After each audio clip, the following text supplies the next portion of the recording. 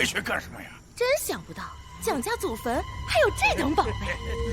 你们不是鬼，究竟是何人？乖孙，方才你不是还叫我们祖宗的吗？什么？蒋别驾，你的宝物我们收下了，你到了阴间，好好替我谢谢你们蒋家的祖宗。尔等，我要让你们陪葬！陪葬，真是可笑。那是写的什么东西啊？啊，看着像鬼画符。还有什么鬼？走。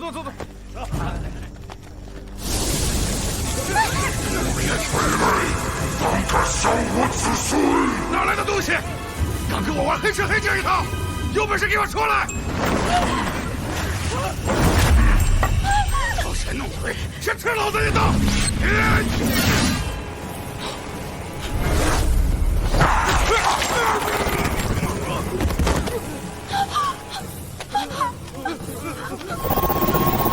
蒋家亡灵，心无血脉，为子孙报仇！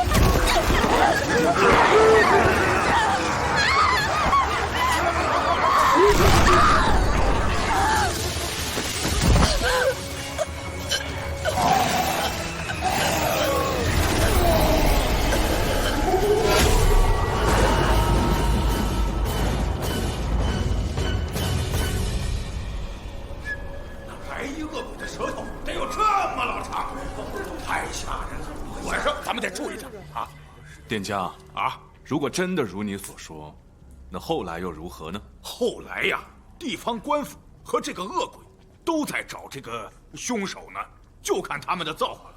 要是被官府抢先找到，兴许能留一个全尸；要是被恶鬼抢先一步找到，那是身首异处，剥皮炫草，肠子都得出来呀！太惨了！我说你这店家竟会糊弄我们这些外来人。口口声声说什么恶鬼伤人，那你可曾亲眼见过？嗨，那多晦气啊！我也是听旁人说的。您要是不相信，您就全当听一个乐子。但是，据我所知，一定是有人亲眼所见，要不然哪能闹得满城风雨，沸沸扬扬啊？这时下民风愚钝，听风就是雨，还不是你们这些快嘴之人惹的祸？你这个小客官呀，明明是这位大爷跟我打听事儿，你怎么怨到我头上来了？店家不要生气，小孩嘛，没见过世面。时候也不早了，我们结账吧。2个茶叶蛋，您给20文得了。什么？听故事不要钱啊？那边结账。好，我跟你们说啊，据说这个恶鬼啊，专吃小媳妇儿啊。你们回家把媳妇儿都看好啊！哎，小哥，啊，行嘞。哎，蒋小姐。哎呀，蒋小姐，还真是您呐！这个是上次您跟那个年轻公子到小店吃饭时落下的。哎呀，这老天爷他是真不开眼呐！我还想啥时候去喝你的喜酒，万万没想到蒋别家他横遭不测，真是可惜呀！哎，蒋小姐，雪天路滑边摔着哎！哦，她就是那个蒋别家的女儿。哎呀，白瞎了！你这个贱妇，老子耐着性子跟你说话不成？不要老子给你2个大耳光子，你才个老实！来呀、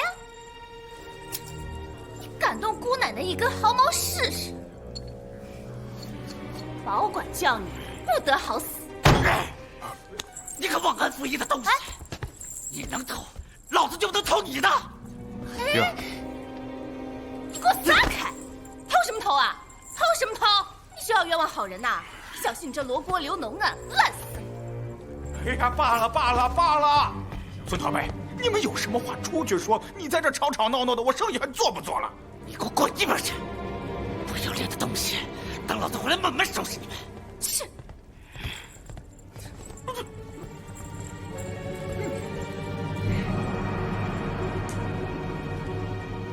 哎呀，这俩玩意儿啊！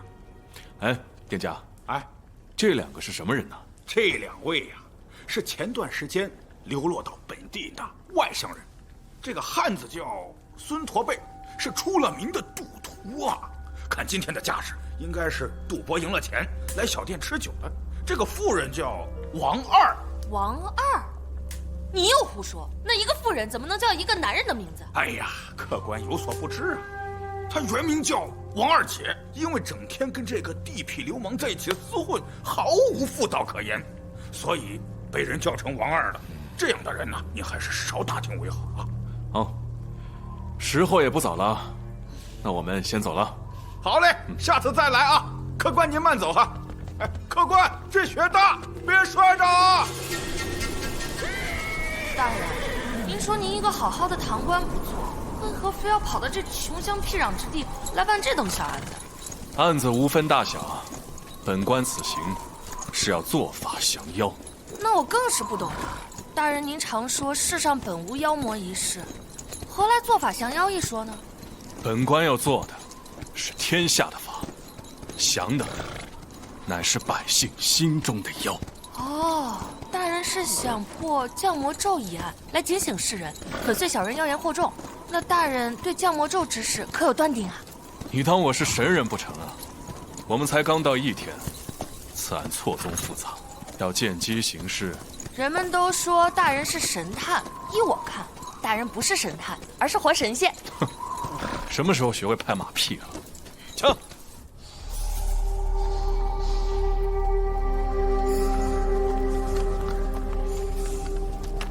大人，传言案发之后无人敢来此处，刚好保留了现场，更有利于咱们查案。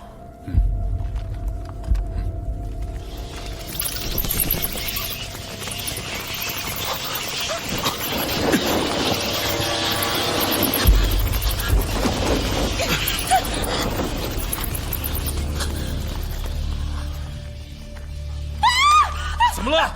有老鼠！哎呀，这蝙蝠不怕，你怕老鼠？小心！嚯！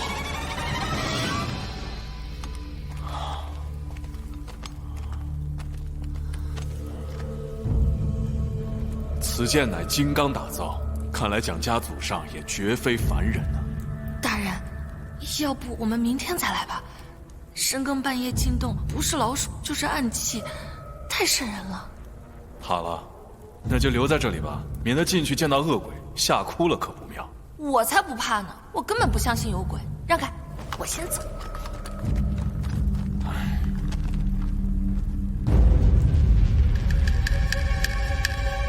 大人，这传言真的不是空穴来风啊！这血迹和打斗痕迹，和刚才店家说的是一模一样。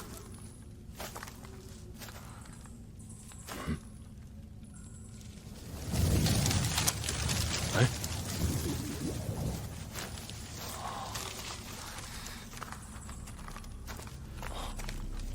这就是降魔咒吗？大人小心！有等何人敢闯我蒋家禁地？我乃大理寺卿狄仁杰，前来彻查降魔咒一案。你就是蒋家亡灵。有眼凡胎，有眼无珠，吾乃神明。大胆狂徒，狄大人面前胆敢装神弄鬼！吾是凡人，胆敢僭越神明，还不速速退去！大人，待我擒死贼首，此案必破。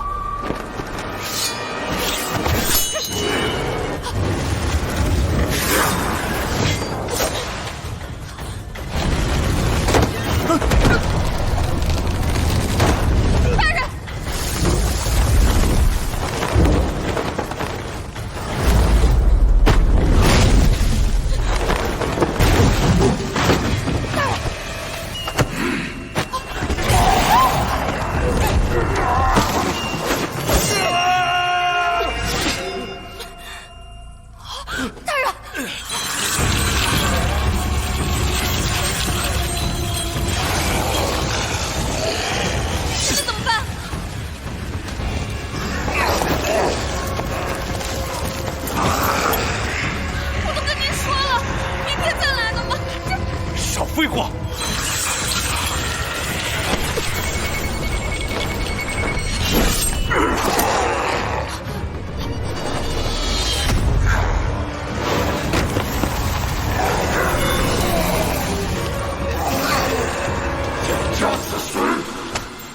不孝子孙江婉仪，恳求祖宗放过他们。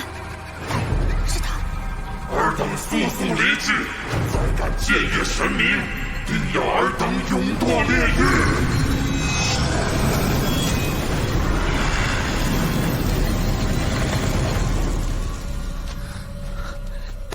民女江婉仪恳请狄大人抓住凶手，为我爹爹报仇。请起。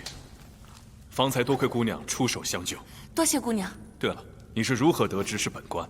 大人恕罪，方才在酒楼中，民女无意间窥见大人腰间金牌，便尾随至此。后来又听闻二人谈话，才知您是神探狄大人。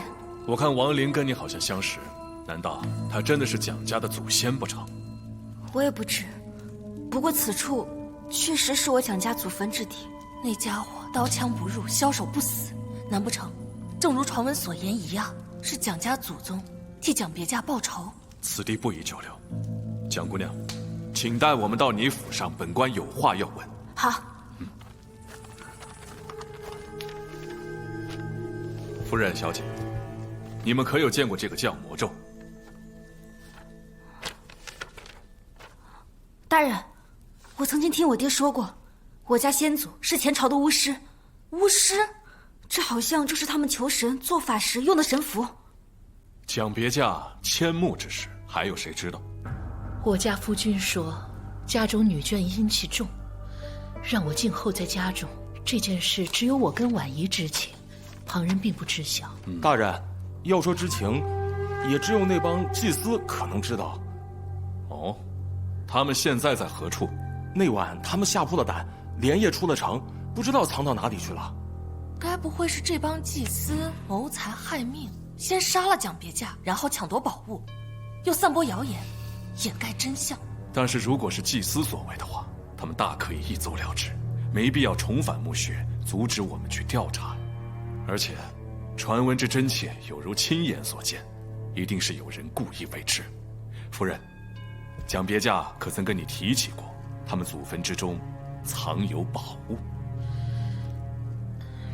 你们先下去吧。是。大人，夫人，这是何事啊？其实那3件宝物并非我祖上之物，是我夫君从那孙驼背手中买来的。孙驼背，不就是方才在酒楼闹事之人吗？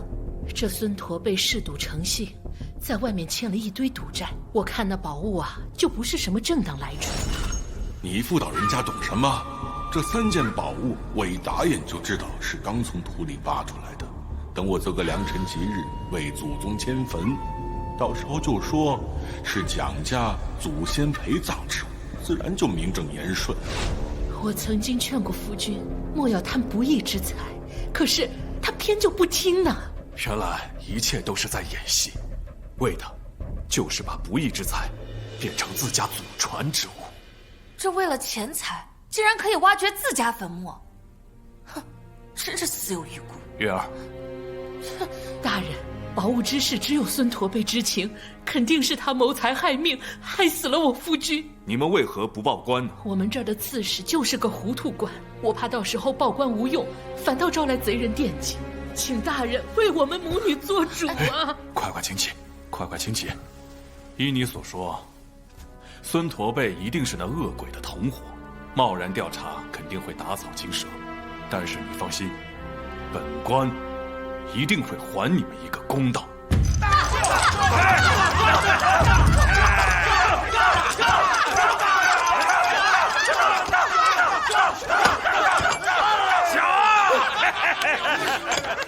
咱们行了，天天都背运。婆子，你天天顶个锅出来，能不走背运吗？输干净了，赶紧挪窝，别耽误老子赚钱。你不是说前几天你刚发的财？我看你现在这兜里比罗锅都干净。都把嘴闭上！谁说老子没钱了？看看。婆子，最近官府查得紧，这扳指是你偷来的吧？少给老子找麻烦！放你的屁！这是老子走了运，所以在路边捡的。不管你怎么来的，想赌就换成钱再来。来路不明的东西，老子不要！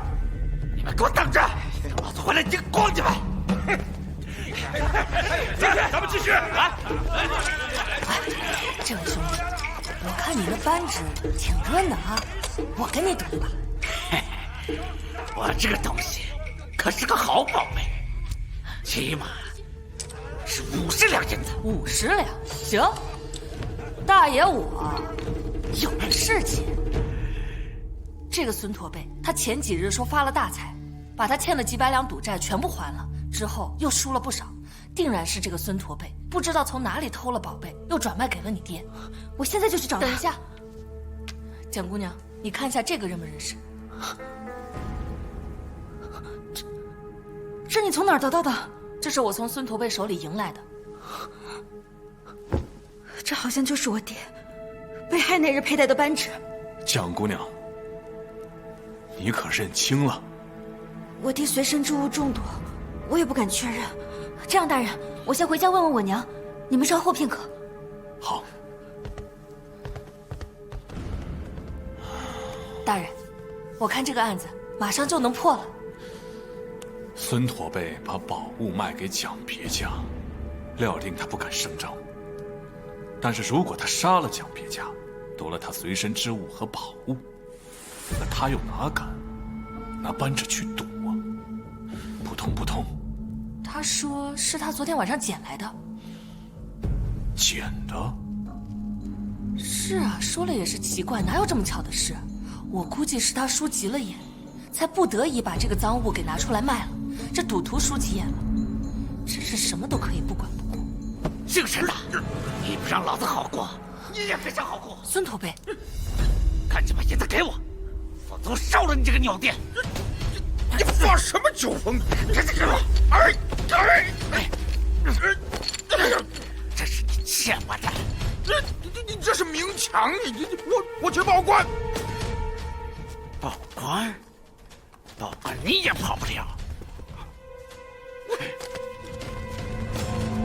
掌柜的，他为什么抢你的钱啊？哎呀，这真是造孽！都怪我乱发善心。我看他可怜，我就让他来店里面做伙计，一连几日连人影子都见不着，却偏偏来找我讨要工钱。但是他刚刚说过，如果报官，你也跑不了。难不成你们之间有什么事情？这，掌柜的。哎呦！扶我进去，我这头疼啊！哎呦，慢点。大人他们，哎，听说没？昨晚恶鬼啊，又出来伤人了。哎呀，是啊，真是太吓人了。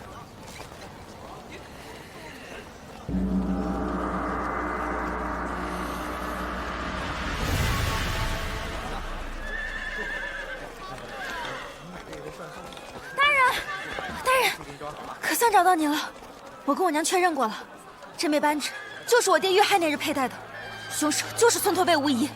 大人，如果这枚扳指真的是蒋别家的佩戴之物，那依我所看，很有可能就像蒋夫人说的那样，这孙驼背见财起意，与人同谋，杀害蒋别家，又让他的同伙假扮成恶鬼，四处散播谣言，以此来掩盖罪行。大人，只要我们把这个孙驼背缉拿归案，然后再顺藤摸瓜抓住这个同伙，那我们这个案子就可以破了。事不宜迟，走。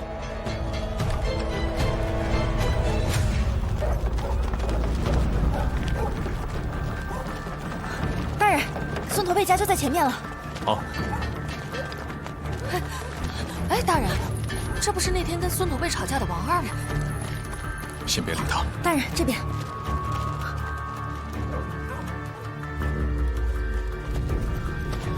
大人，这里就是孙驼背的住处了。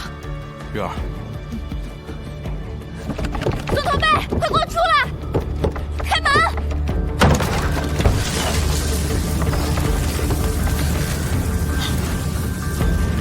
小心点。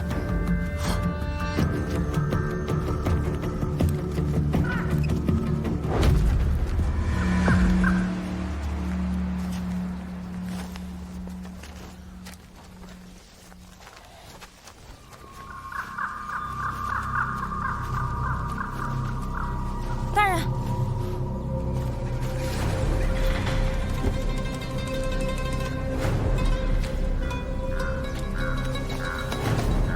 尸体还是热的。大人，此处并无其他出口，门是从内关着的。凶手是怎么杀了人之后逃出去的呢？慢！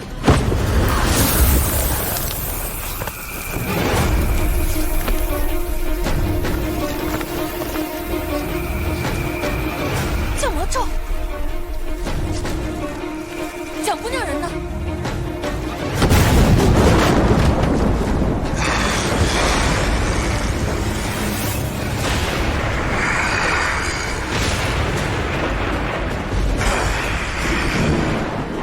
难道她是被恶魔附身了？狄仁杰，此人杀我自尊，我特来夺其性命。已经查出宝物，并非蒋家祖传之物，你还在这里装神弄鬼？宝物非我所有，曹更杀人是实，蒋家万里，鲜血索命，要我者死。不管你是人是鬼，曹寇杀人自有法律之裁，容不得你在这里胡作非为。如此两地，犯人焉能于神咒？那我狄仁杰今天就要弑神！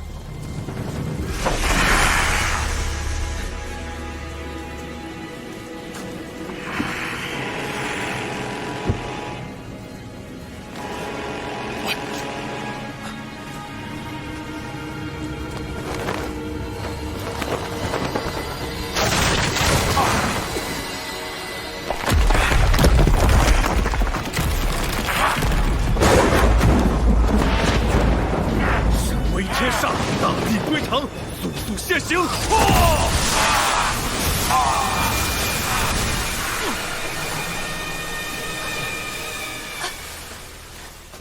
蒋姑娘，你没事吧？我没事。快，别让凶手跑了！是，快点！大胆狂徒，光天化日之下竟敢谋害人命，速速与我拿下！是。慢着，狄大人在此，谁敢放肆？狄大人？哪个狄大人？大理寺卿狄仁杰。徐州刺史衙门捕头冯胜见过狄大人。赶紧把王二找来，本官有话要问。另外，再派人查一下近日与孙驼背往来的人员。遵命。还等什么？快去！玉儿，再探查一下，有没有失踪宝物的下落。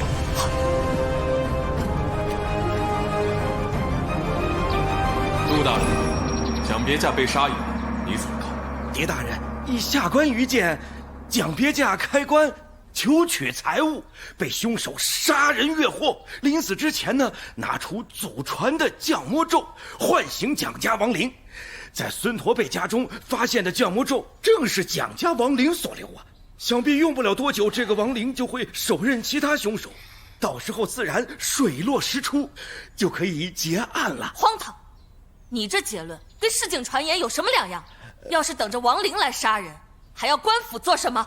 是上官所言极是。蒋夫人说过，宝物是孙驼背盗来的，还不赶紧去查查周边各地有没有坟墓被盗？是。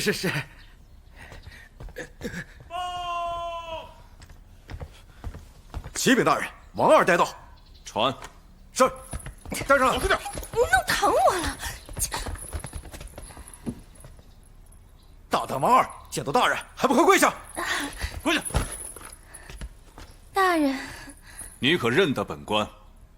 见过。这位便是大名鼎鼎的神探狄仁杰，狄大人。哦，原来是狄大人。前晚夜里，你和孙驼背吵架，所谓何事？大人，我冤枉呀！如实答话，你没做亏心事，冤什么冤？啊，对，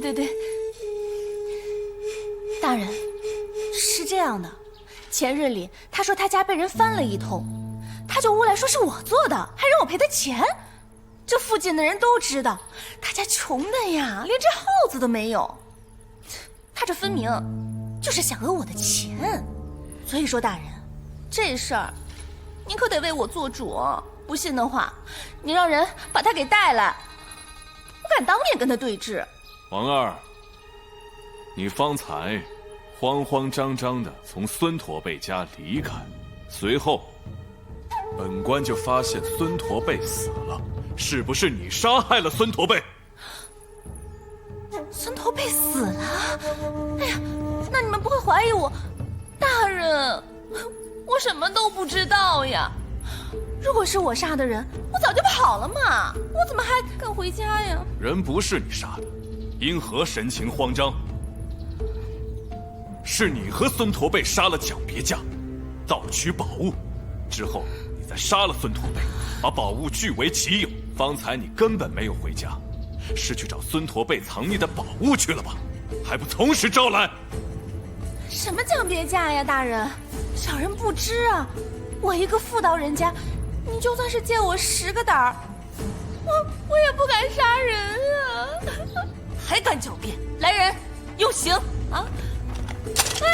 哎，放开我，我招！大人，小人与那孙驼背私交久了，就产生了儿女之情。我们本想着改过自新，安稳度日。方才我去找他，谁知道他又去赌博，还把钱输了个精光。我当时一时气恼，我就跟他打了起来。他就突然跟我说是他杀的蒋别驾，还把那宝物藏在了一个任何人绝对怀疑不到的人家里。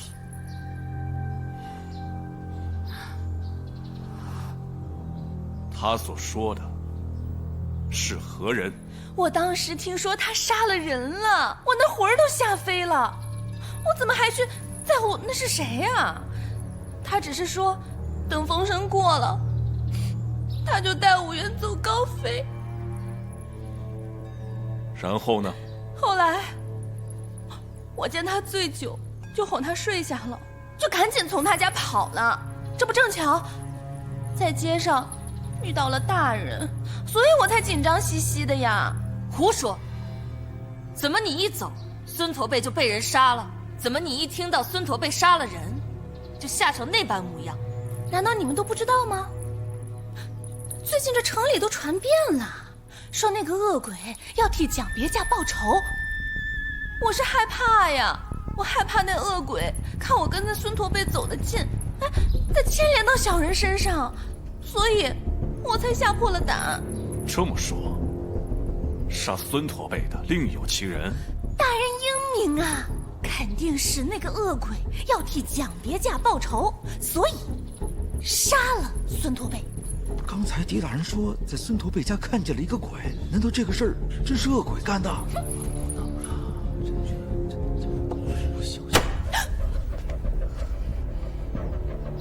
王二，暂且退下，没有本官的允许，不得离开本地。谢大人，谢大人。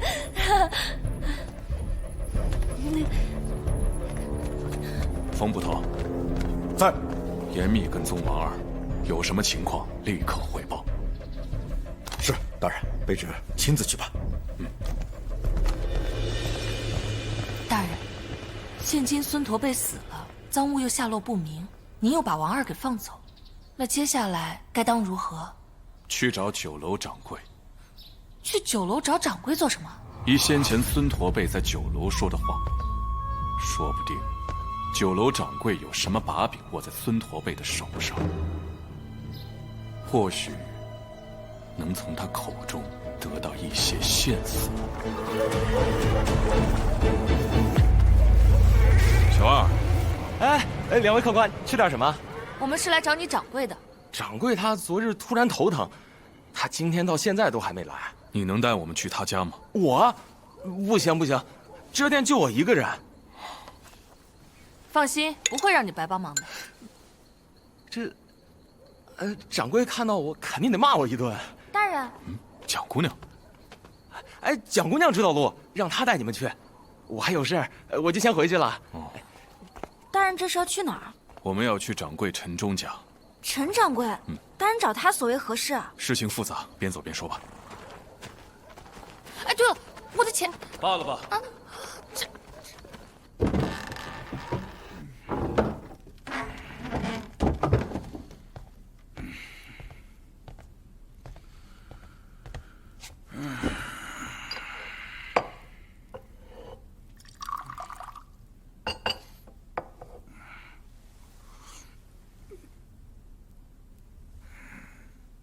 什么时候多了一幅画呀？你瞧你，空有一副好皮囊，可惜是假的。倘若你是活的，能跟你这样的女子快活一番，也不枉此生啊。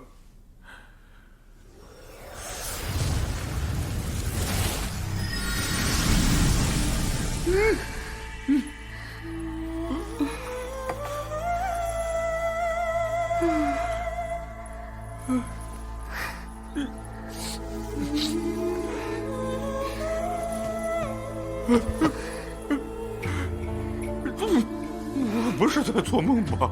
相公若不信，可以摸摸看。好，真好。小女子秋雅本是画中仙，得知相公真情，特此前来相会。真的吗？是真是假？我一试便知。相公，我美吗？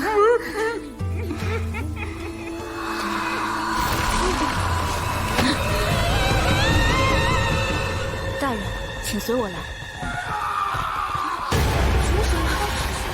快！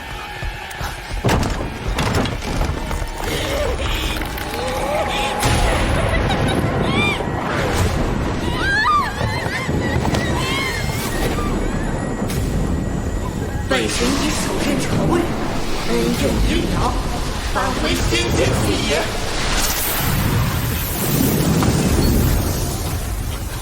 哪里跑？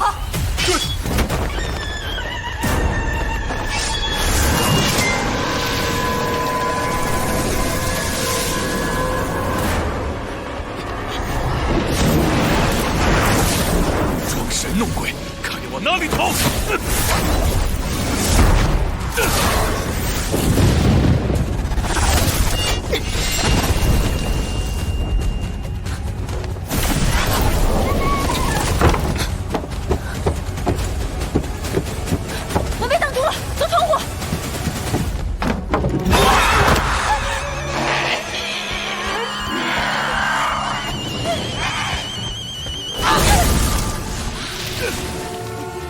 呢？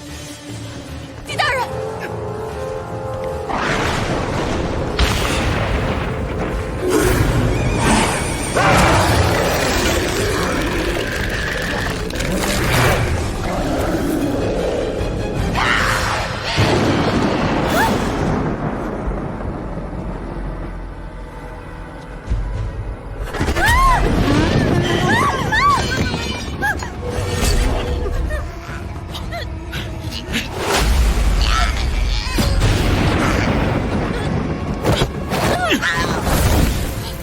雕虫小技，我看你还有什么鬼把戏！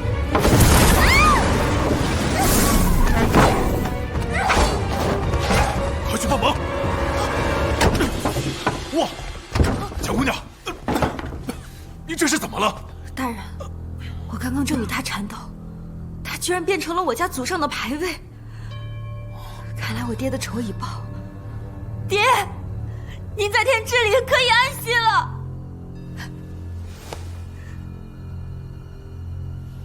哎，大人您看。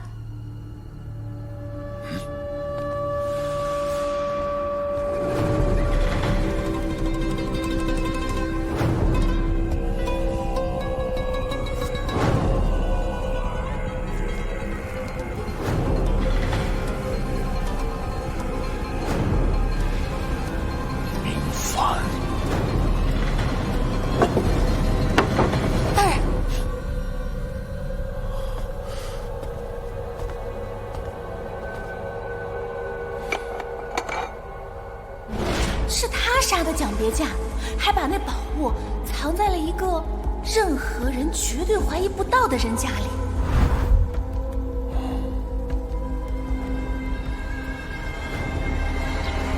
陆大人，陈忠家里的财物都查验过了吗？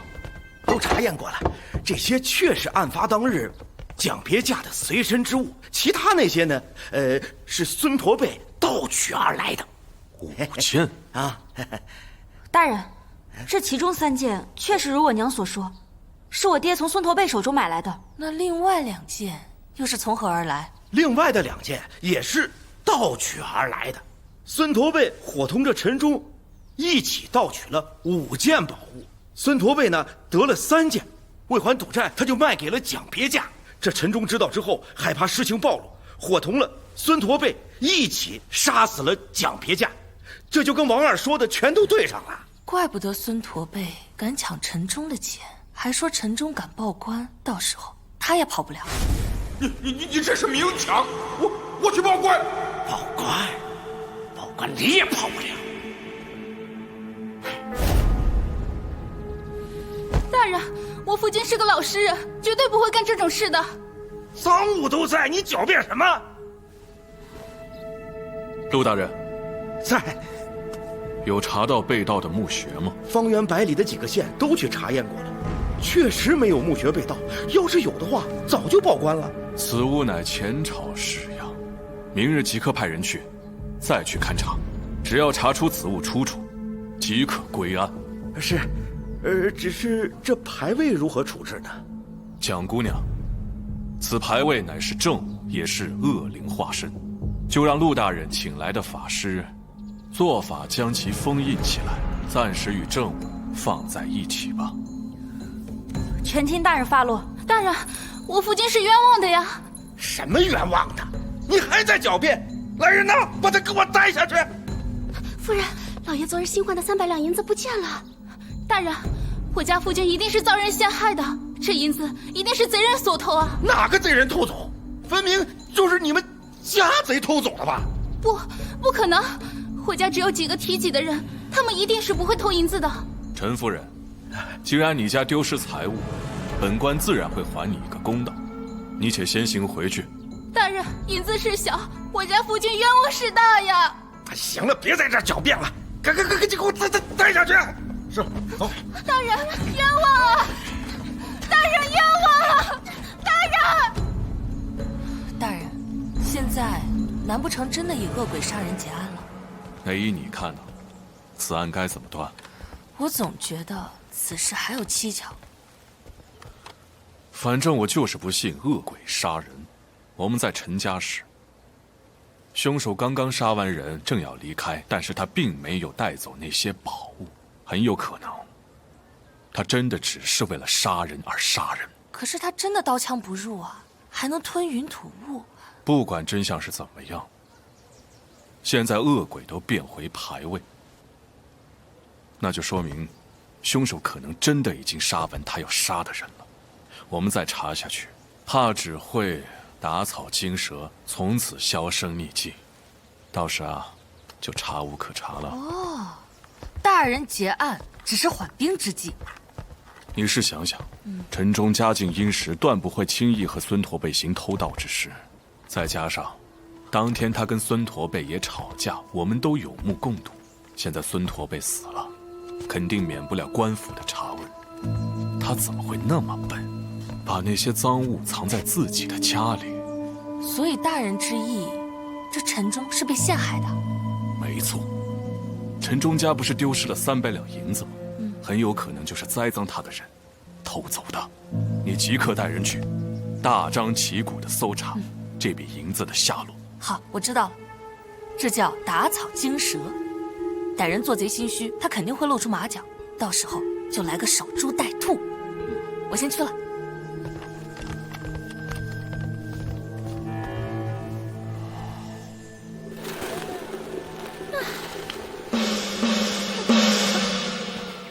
你们给我听好了啊！昨天陈家丢了300两银子，我们奉命前来搜查。你这边是，你那边是，你们那边是，快！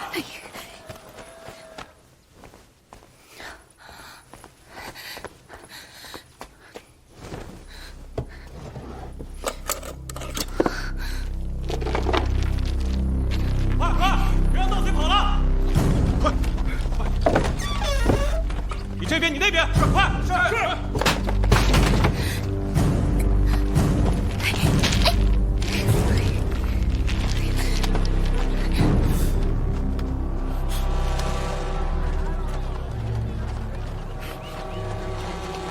怎么样了？大人，我看到王二带了一包银子，奔那个方向走了。好，那你快赶上去，我去回禀大人。是。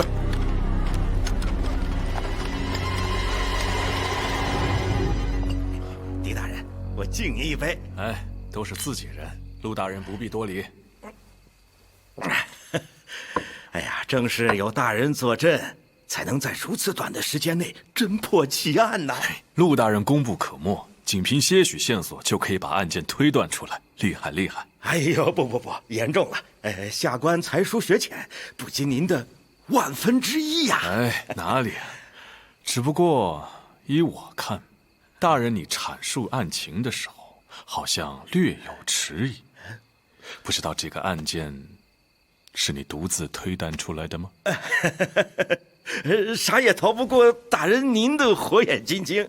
哎呀，其实是我跟蒋小姐一起推断的。哦，蒋姑娘，是。哎，我再敬您一杯，希望能够多多提拔下官。大人破案有功，等我回京，一定帮大人请功。哎呦，大人，王二带银子出城了。王二。果然不出我所料，王二的确有问题。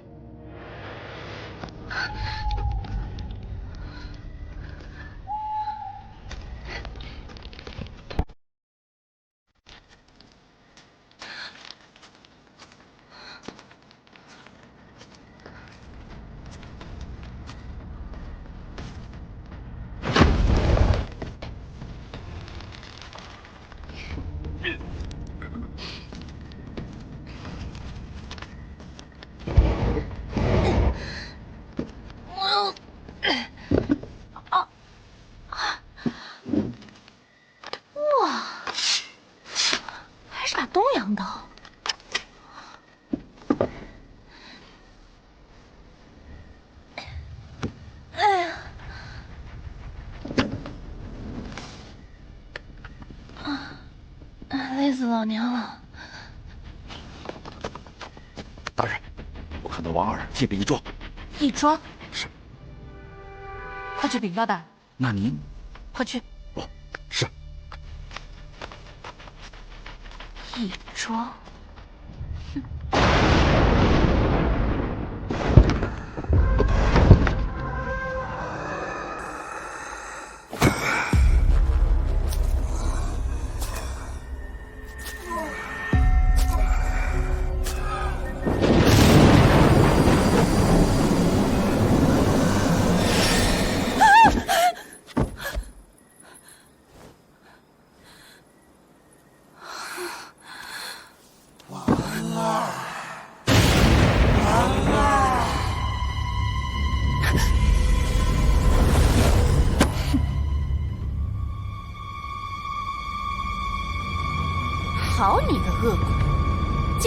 到这儿来了，怎么，想要你姑奶奶的命？哼，可没那么容易呀！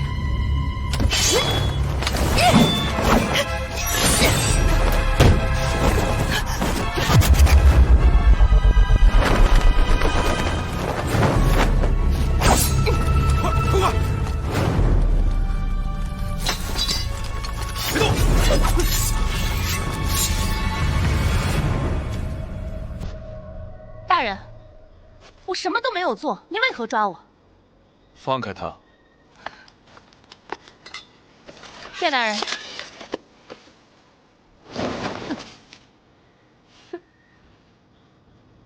好啊，原来是你这个女娃子，你竟敢戏弄老娘！你刚才的样子，好像跟恶鬼认识。要是你携带从陈家偷来的银子潜逃的事情宣扬出去，恶鬼必然会找上你。现在只有狄大人可以饶你不死，还不赶紧把你知道的事情如实招来？快说。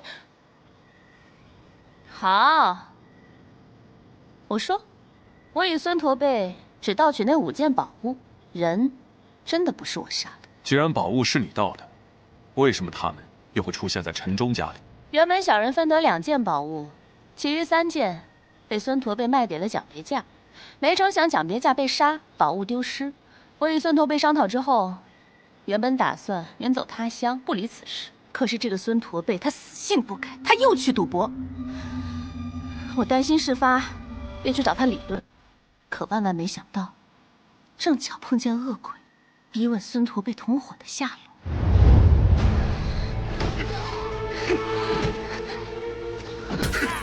同伙是谁？别打了！快说！找了掌柜陈忠，还有谁？快说！我猜那恶鬼一定会去查陈忠，于是，我便事先把宝物藏到了陈忠家。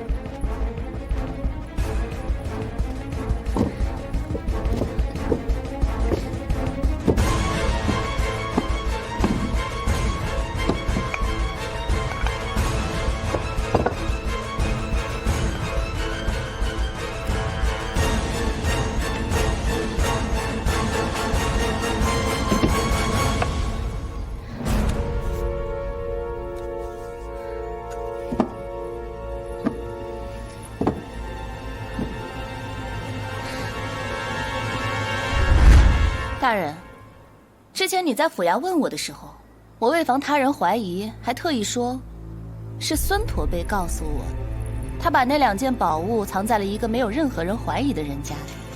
只要陈忠被杀，所有的罪名都死无对证，我便可以解脱了。可是小人就是不甘心，不甘心这2个宝贝就这么被丢回去，所以啊，我就翻到陈忠的卧房。顺手偷走了几百两银子，你说我也是点儿背。事发之后，你们这些官兵就到处搜查银子的下落，我这才被逼的仓皇逃亡。一派胡言！你家里藏了2件宝物，若陈忠不是凶手，那他家里为何会有5件宝物？孙驼背又为什么要陷害陈忠？我说的都是真的。蒋别驾被害的时候，我们3个人都不在场。至于孙驼背为什么陷害陈忠，可能是因为那天晚上吧。太香了！你个小骚货，小点声，你怕别人听不见？干嘛呀？谁爱听谁听去。怎么，你是怕你那老婆听见吗？谁怕那个黄脸婆呀？好你个奸夫淫妇！所以啊，我们3个人都不在场，怎么去害蒋别驾？大人，您若是不信的话，可以去问我隔壁的李婶，她可以为我作证。坨坨，别动手啊！有话好好说呀！好你个沈胖子，敢碰老子的娘们！谁是你娘们儿啊？二姐，怎么了？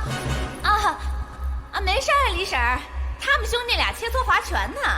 天不早了，李婶儿你快回去休息吧。没事儿啊。好。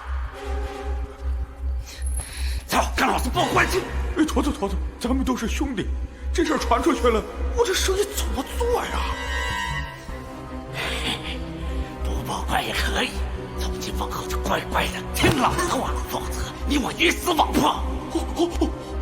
听你的。后来陈忠给了孙驼背100两银子，没几天就被他赌完了。陈忠觉得孙驼背是个无底洞，便让他到酒楼打工赚钱。可是这个孙驼背竟然打起我2件宝物的主意，我就把宝物藏起来。所以前2天在酒楼我们还为此吵了一架。你个忘恩负义的东西！你能走，老子就不能偷你的！你给我撒开！你给我撒开！冯捕头，在，去问问那个李婶，当天晚上有没有发生过这样的事情？是。这孙驼背，难怪不怕陈忠去告官，原来这个陈忠也不是什么好东西。不过，既然陈忠是被他陷害的，那他那3件宝物又是从何而来？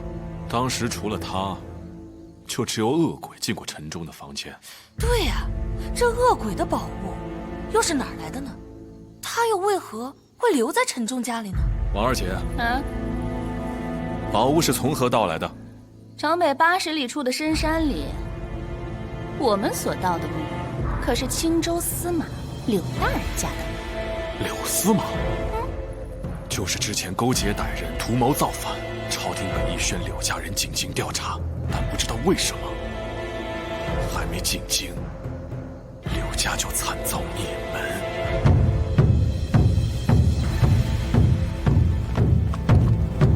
大人，里面来了个人，说是宝物的失主。终于来了。草民柳青光，叩见狄大人。你是何方人士？为什么现在才来报官？回大人，草民祖上为前朝将军，因家道中落，便残居于城北山中，为祖宗守墓。数日前在外办事，昨日归来，发现祖坟被盗，陪葬物尽失。经打听得知，官府正在寻找失主，今特来报官。把证物呈上。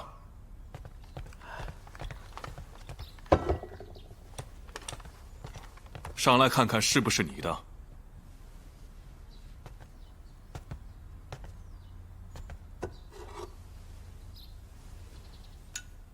回大人，这正是草民祖上之物。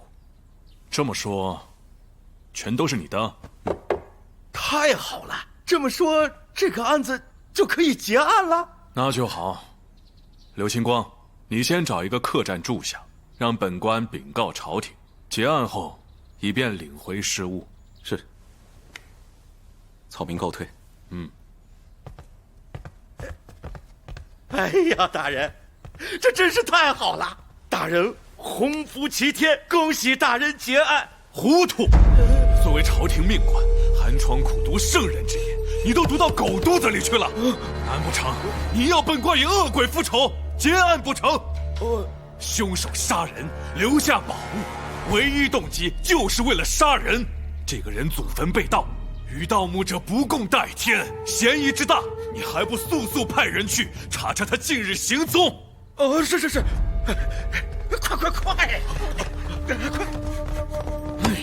大人，柳清光说这5件宝物是他丢失的，那他肯定是跟这个柳司马有所牵连。说什么前朝将军之后，简直是鬼话连篇。哎呀，蒋小姐，还真是您呐！这个是上次您跟那个年轻公子到小店吃饭时落下的。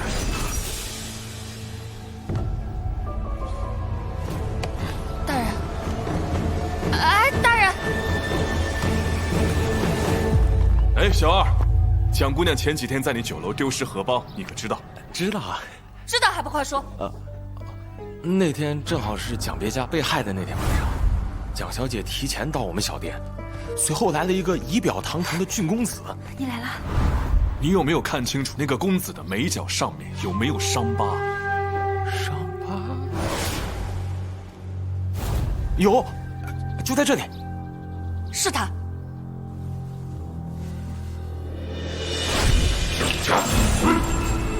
不孝子孙蒋婉仪，恳求祖宗放过他们。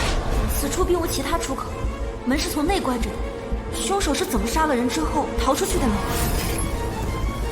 降魔咒。蒋姑娘人呢？我刚刚正与她缠斗，她居然变成了我家祖上的牌位。其实是我跟蒋小姐一起推断的。是他。对，就是他。不是他。大人，什么他？他就是他，不许多问啊！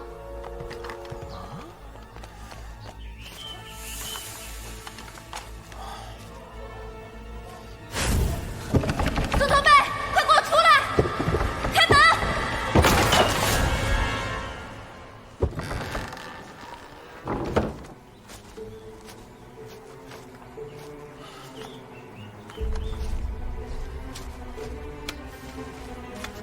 哎，大人，您拿着门栓做什么？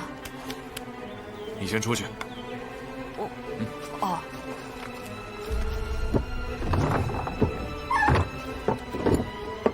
大人，您这是？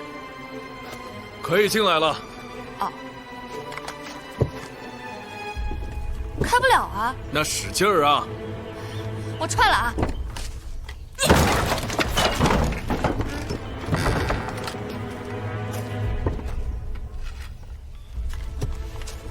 大人，这是何意？哦，我想起来了，那天我们来孙头辈家的时候，蒋姑娘也是把门踹开的，但当时那个门栓完好无损。没错，当时那道门根本没有锁上。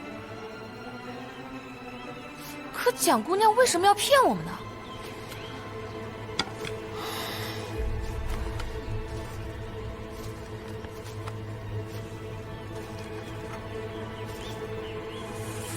他是为了给凶手报信，让他早有准备。照大人意思，这蒋姑娘跟恶鬼是一伙的。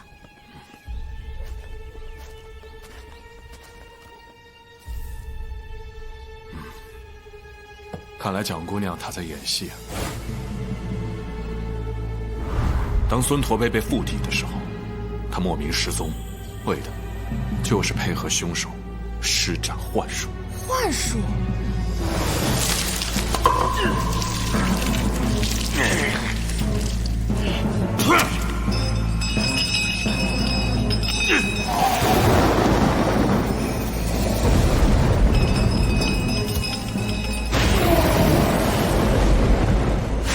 那我们之前看到的孙驼背是假的，说明这个歹人会传说中的控尸术。你看看，桌面上的白米和符纸的灰烬，就是他作案的证据。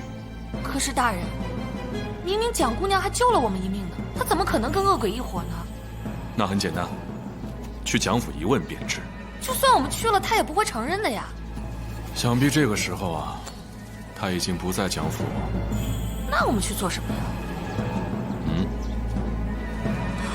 哦，我想起来了，等我一下，大人。李大人，多亏了有您，才能替我夫君报仇，请受我一拜。哎，琴琴，其实咱们今天来是来归还政务的，有没有见过这枚扳指？见过，见过，这是我家婉仪1个月以前给他爹的寿礼。哦，您是说这扳指是蒋姑娘送给他爹的？对，婉仪为了给他爹一个惊喜，特意跑了好几家铺子，才买到了这枚扳指。可是他说……对了，蒋夫人，不知道蒋姑娘现在身在何处啊？自从出去办案之后，至今未归。大人，莫不是婉仪出现什么状况了吧？没事没事，可能她在找线索而已。刚好我们也累了，可否坐在这里讨杯茶喝，顺便等她回来？二位请入座，我这就准备。谢谢。有了，夫人。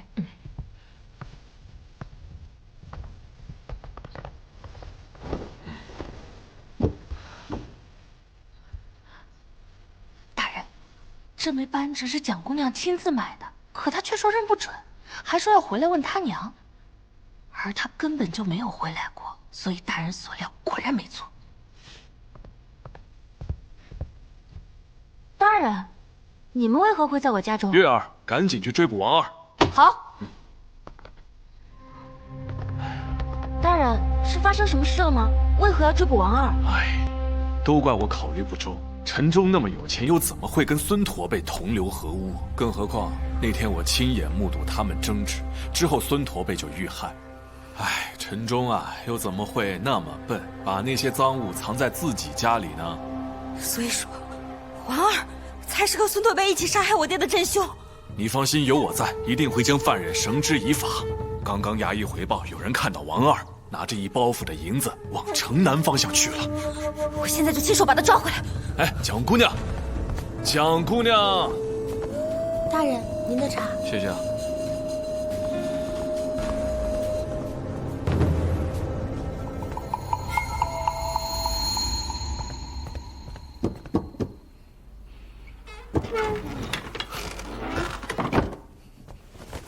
亲哥，陈忠是被王二陷害的，他才是孙驼背的同伙。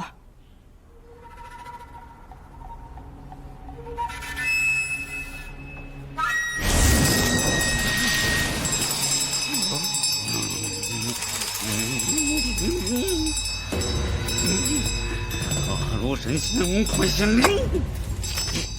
第五起乾坤架，即行归位，龙泉杀敌。动起来！收工！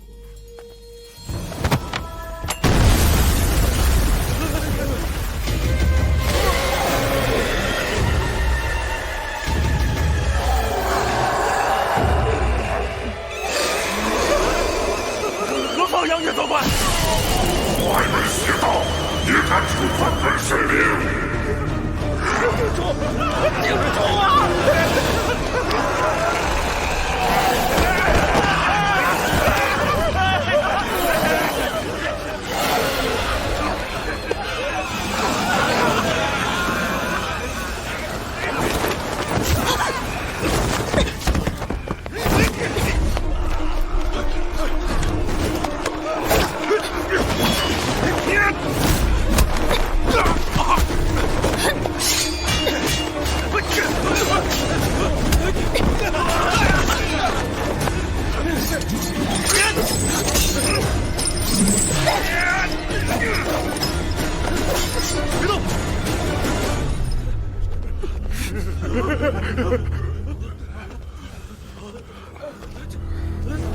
蒋姑娘，本官恭候多时。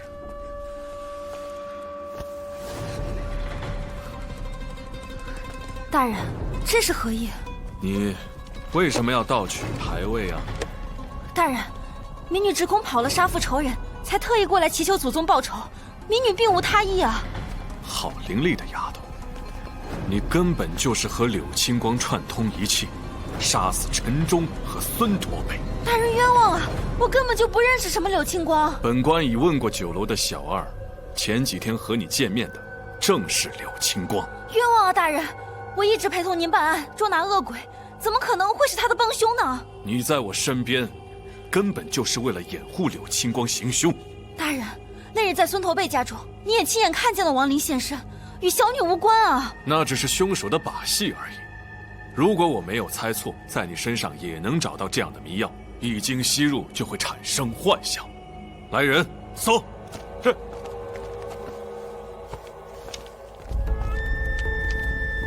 就是他。那夜在陈府，柳青光杀完人后正要逃窜，却被我等拦住，所以情急之下放出迷烟。你再次故技重施，假装与他恶斗，实则是掩护他逃离现场。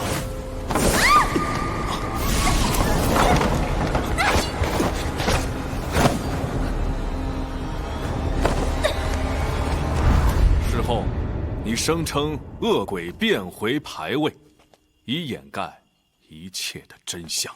想必柳青光事先把牌位放在书房之中，待人发现，恶鬼杀人便能成为事实。哼，之后你还诱使陆大人做出恶鬼杀人的推演，让本官以此结案。结案后，柳青光前来报官，便能领回所有事物。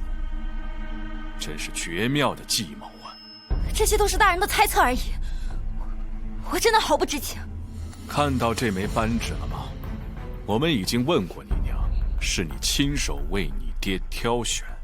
王二已经全部招供了，给他供词看看。不可能啊，大人！王二他惯于说谎，明明就是他和孙驼背一起杀害了我爹，他们才是凶手。在你爹遇害当晚，孙驼背发现王二和陈忠有染，所以大吵一场，惊动了隔壁的李婶。他们3个都有不在场的证明。不可能，一定是他们。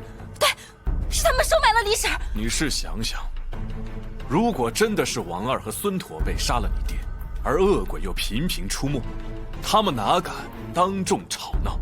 而孙驼背又哪敢拿赃物去赌钱？如果王二说的是事实，你想不想知道真凶到底是谁？就是恶鬼柳青光。不可能，我与七哥有婚约，他不可能杀害我爹。什么？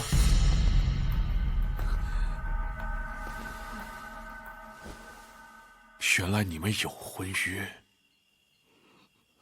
以我推断，数日之前柳青光祖坟被盗，经他一番查探，他就误以为你爹是盗墓贼，准备杀人报仇，但是又怕被你发现，他为了掩盖真相，杀害你爹之后，盗取你爹的随身之物，再来到酒楼跟你会面，制造不在场的证据。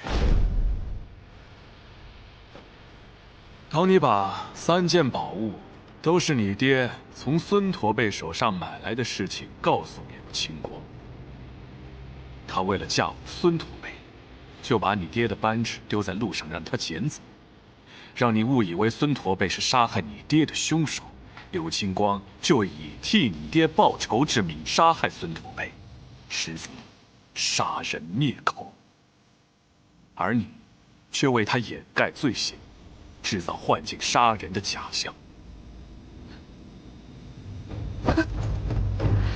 难怪我劝他报官，将孙驼背绳之以法，他却坚持要手刃仇人。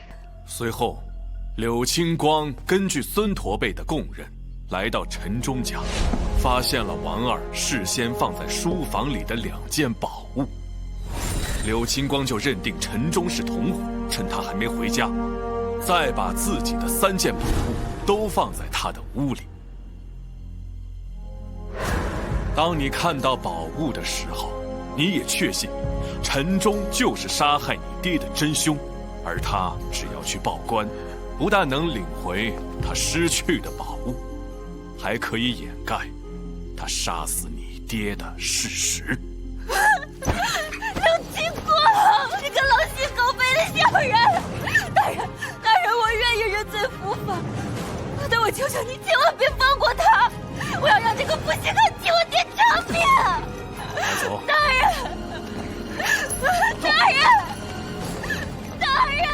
狄大人！狄大人呐！狄大人，我班救兵来了！事不宜迟，召集所有官兵，本官要去结案了。狄大人英明神武，我就不去了，我守好府衙就行。所有官兵，跟我走。是。狄大人，给我留几个兵啊！狄大人，给我留几个兵啊！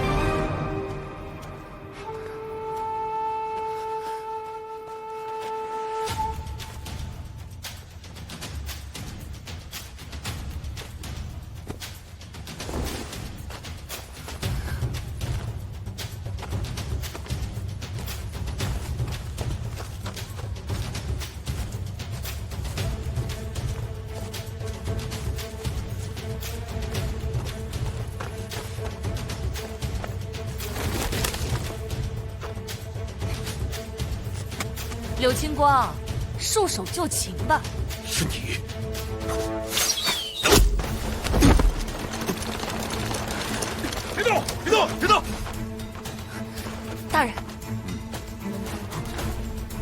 星光，还不认罪？大人，那恶鬼刀枪不入，还会降魔咒，岂是凡人所为？定是妖魔作祟。妖魔？你是事先用明矾水将降魔咒写下，然后放出烟雾，明矾吸收烟雾中的水分，降魔咒自然会出现。王二和蒋婉仪已经招供，你还是快点认罪吧。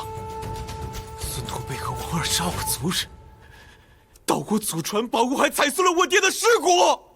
什么？你家族人是被王二和孙驼背所害的？没错。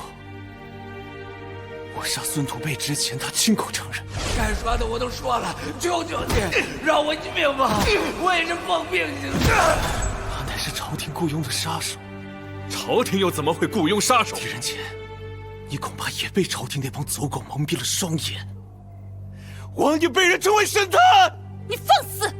我柳家世代忠良，先帝在位时赐我爹为青州司马，可后来武后称帝，剪除义气，那些为保狗命趋炎附势的大臣诬陷我柳家谋反作乱，可怜我柳家上下老小80余口，全部含恨而终，只留我一人苟延于世。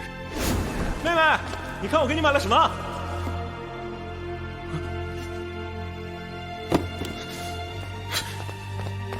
阿福，阿全，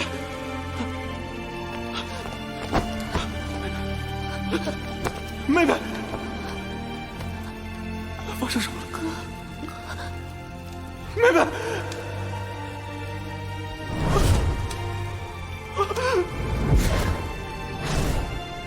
狄仁杰，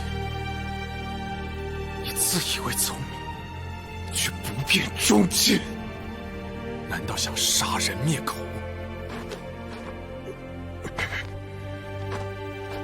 既然这天地牵手不下我刘清国，我就撕碎这山河大地，在太平青鸾殿斩尽狗官，为我族人报仇！你柳家有冤，本官自会替你们伸冤。你先认罪，我会还你爹一个清白。他就是迷信正义公道，才落得尸骨粉碎。我会自证公义，我就是神明！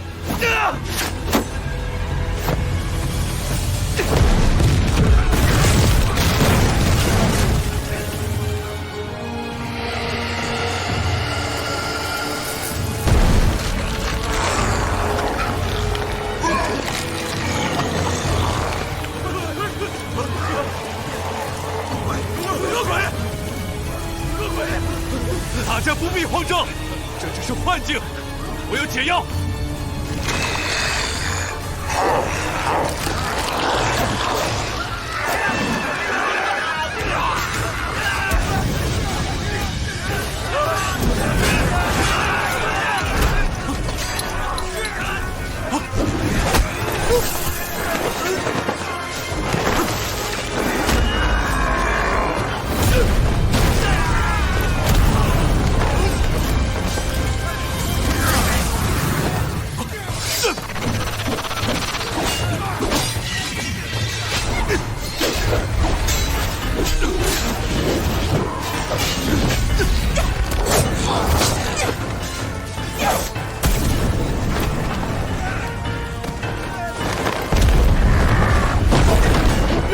射谁了？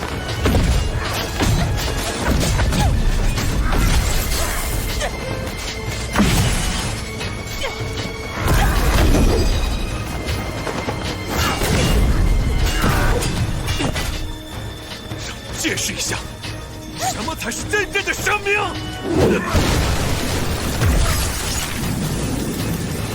青光，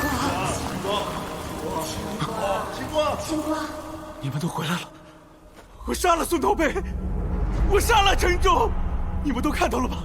我要把他们都杀了！不要再伤害人了，弟弟，住手吧！儿子，住手吧！不要再杀人了！为什么要阻止我杀人？为什么要阻止我杀人？啊！爹，孩儿真的错了。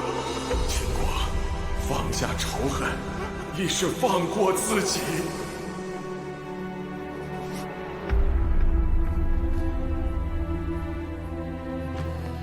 太宗，